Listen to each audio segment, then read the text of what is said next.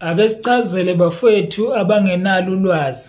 Laphaya ebuhleni bafowethu, isakhiwo lesi esiwile, isakhiwo ebesingakapheli, isakhiwo nje omakhe bebesadila naso. Uyabona, so ukuwa kwaso uShemba kangene lapho kusho ukuthi khona la baphambanise khona omakhe. Uyabona. So ngiqonde bafethu ukucacisela labantu bajesi abahlezi mangabe kwenzeka izinto njalo ebuhleni bebuza ukuthi uShemba ube kuphi. Uxake ukuthi bona makusuke kugingqika amabhasi la behamba nezinkolo, uJesu usuke kuphi bebazi ipatsholo. Uyabona?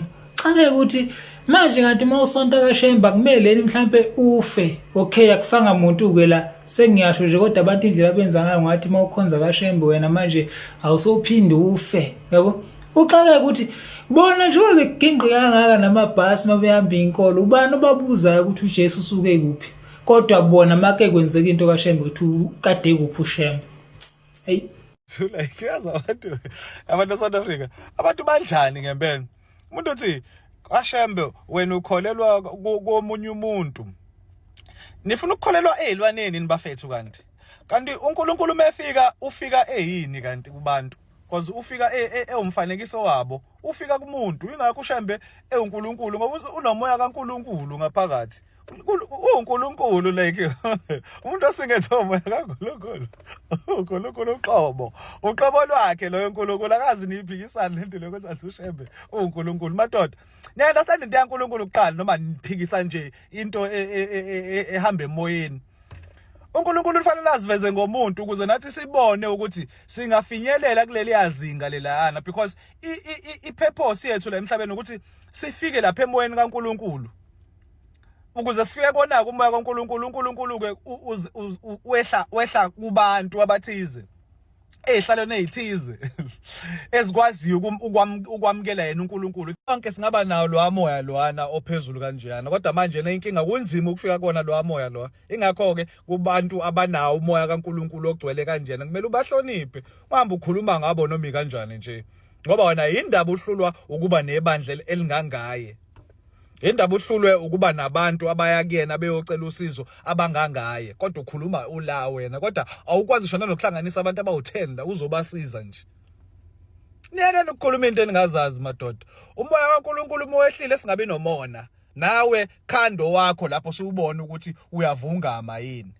Ngoba sekwenzeka igeme kanje iba mningi imibuzo ukuthi kungawa kanjani udonga lilimaza abantu kukhona uNkulunkulu lapho. Kanti uhloniphekile futhi kuyamukeleka manje akwenzeke kukhona umuntu owumprofeti. Nakho futhi okomprofeti khamba mbe kuyidala inkinga ngoba umprofeti uyabonisa izinto ezisazokwenzeka. Khumbula ukuthi uNoah wabonisa uzamcolo. uEliya waboniswa ilokhu isomisa esasizofika.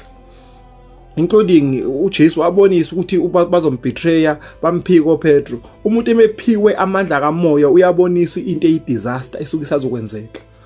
Njoba uKhristu muthi aboniswa iHIV iseza wabonisa iCovid iseza.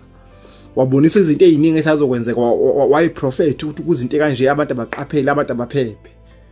So egcina kosuku asithokozele ukuphila. Singaqhakambisi abaholi bethu sibambathise imendlela okungazona.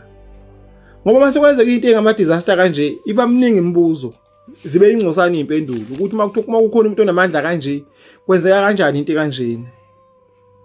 Le ndawo singabantu abansundu siyayidinga futhi ibalulekile. Kepha asihlonipheni ngesigaba sayo. The Shembe Church is not the first building to collapse here in South Africa, guys. Bad things do happen to good people, guys. It doesn't matter where you are, whether you are a prayer warrior, guys, the bad things will still happen to you. As long as you live in this world, guys, anything can happen to you. You never know, guys.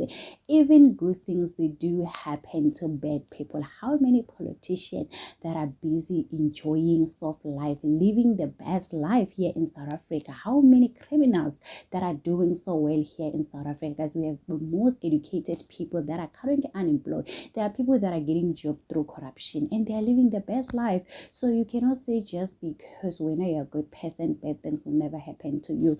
Now there's a lot of division when it comes to this collapse building at the Shembe Church. People are saying, since Shembe is so powerful, he could have saved those people. No one has died, guys, so everyone is safe according to the current news that is trending here on social media, guys. We have seen bus get to accident, coming to conference. Some of them, they were going back to conference, guys. So there's a lot of going on here on social media. Some of the things, it doesn't matter, guys. Life has no balance. You could be a good person, doing all the right things by the book, but bad things keep happening to you.